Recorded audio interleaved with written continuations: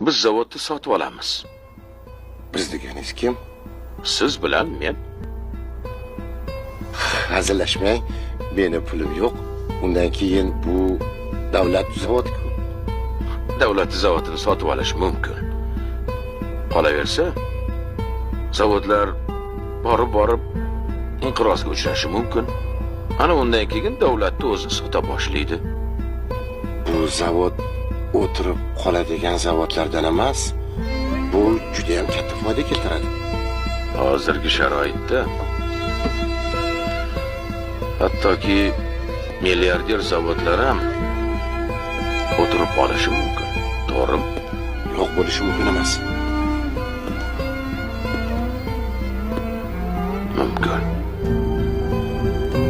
Doim shunaqa xotin chalishlik qilasanmi? Nimaga bir haftaga cho'zding? Bek aka, siz hurmatingiz. Meni hurmatim? Senga bir nima deb iltimos qilganmidim?